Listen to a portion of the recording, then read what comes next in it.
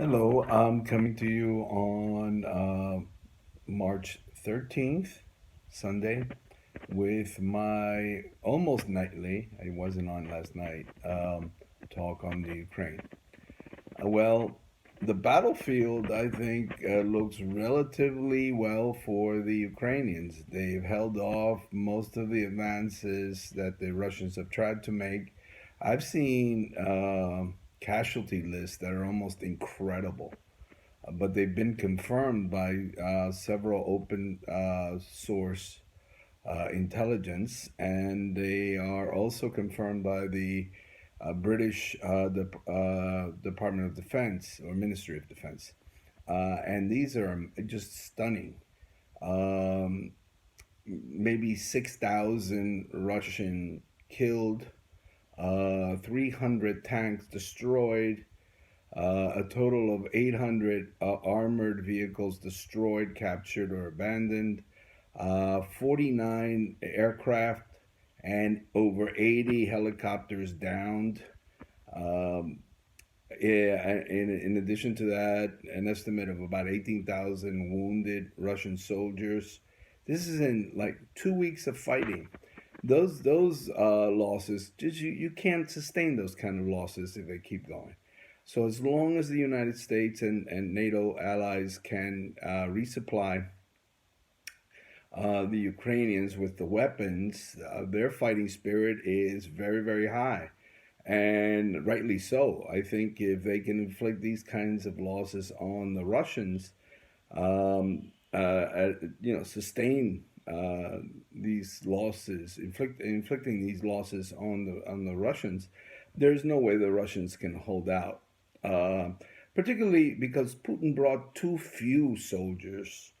There were some estimates bandied around of 200,000 initially, but I'm now hearing that there's maybe 150,000 Russians, and he's committed them all to this struggle. And this is why he may be asking for volunteers from Syria. I mean, if that's true, the Russians are done. Syrian volunteers would be more of a party of bandits than any kind of effective fighting force. I don't believe that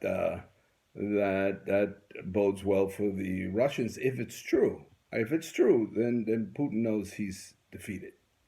And again, encircling Kiev with, I mean, I've seen the intelligence reports with about 15,000 soldiers, artillery, and tanks seems to be too little. In fact, Putin has brought a knife to a gunfight.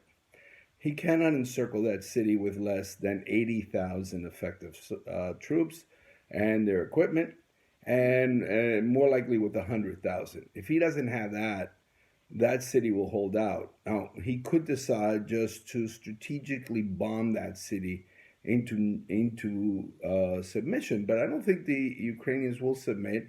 And as long as they have the weapons to fight back, they're going to be inflicting heavy casualties on the Russians as they encircle that city, as they move artillery units forward to fire. Those artillery units will be destroyed. So I don't think he can stop, he can interdict the flow of supplies. The borders with Poland are enormous. The borders with Romania are enormous.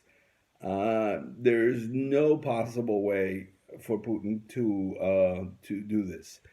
Even if by some strange miracle Putin is able to take Kiev, there will be an insurgency, and that insurgency will defeat Putin. So my sense is that Putin's days are numbered, and that this will begin a long goodbye. I'm not saying he will be overthrown immediately, but over the course of this, this defeat, he pressure will build up to remove him from power. I think of what happened to Khrushchev by '64. He was removed by Brezhnev and Gromyko, because of military adventurism, primarily in Cuba. And Khrushchev's defeat was nowhere near as decisive as Putin's defeat will be. So that I believe that Putin will be removed from power. The Russian economy is basically going back to the Middle Ages. Um, Suffering in Russia will increase. There are already demonstrations in Russia against the war. And this is with Putin's FSB security forces cracking down, and with the new law that calls for a 15-year jail term for dissidents. Anybody actually mentioning that this is a war could stand trial and receive 15 years. Um, the body bags, or maybe cremation, um, ashes of these soldiers coming back, cremated ashes of these soldiers coming back, will create great, initially sadness, then growing opposition, and eventually rage. And that will be bolstered by the dire economic straits of most Russians. The oligarchs are likely to move away from Putin, although he seems to have the support of Metropolitan Kirill of the Russian Orthodox Church, the Moscow Metropolitan, who has called this war a righteous struggle for Russia's religious mission. This is Putin's ideology. Um, but I think the average Russian will move away from that, and will move away from the ideological narrative that some of them do support. That Russia has a mission, a historic mission, that against the West, and that the West has for centuries, as I mentioned before, tried to undermine Russia's role in the world. I do believe that this war will be settled by a peace treaty. This war very much resembles the Winter War, Finland in 1939, 1940, when Stalin moved against Finland to seize some territories claimed by Russia, that is the Karelia. In addition to that, the whole idea of a lightning strike to remove the government of President Mannerheim at the time and replace him with a Soviet Quisling, a man by the name of Otto Willy Kusinen, failed because of the stiff resistance, the incredible resistance of the Finns, who inflicted about 250,000 casualties on the invading Russian forces, and destroyed an inordinate number of tanks and armored vehicles. The Finns held out, and they did lose some of the territory, and that may happen to the Ukraine, but they remain an independent state. Russia was not able to absorb Finland. And I think this is what's likely to happen. And then, over time, Putin will lose power in Russia. I don't think that he can remain in power. Given the number of casualties, the unclear situation in the war, I mean, most people will see this as a Ukrainian victory. And if President Zelensky survives, his victory over the tyrant in Moscow. So I do believe that over time we will see this work itself out.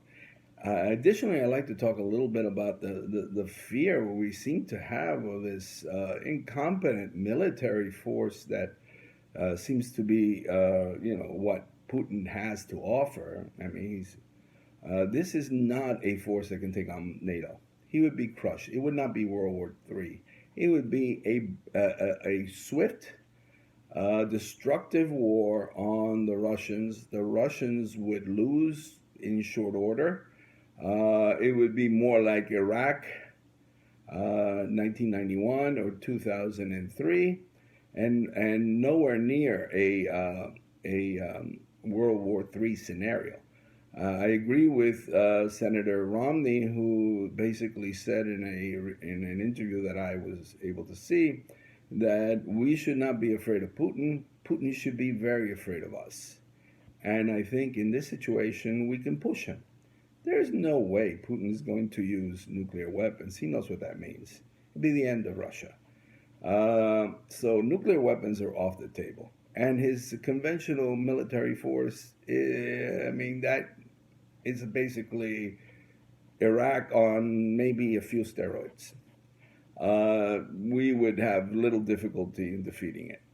The Ukrainians may defeat it on their own because of logistics, incompetence, and just the kind of mindless adoption of 80-year-old tactics on the battlefield. So I think we should make Putin very afraid of us. We should push this issue, not take. Putin's already provoked, as I said before.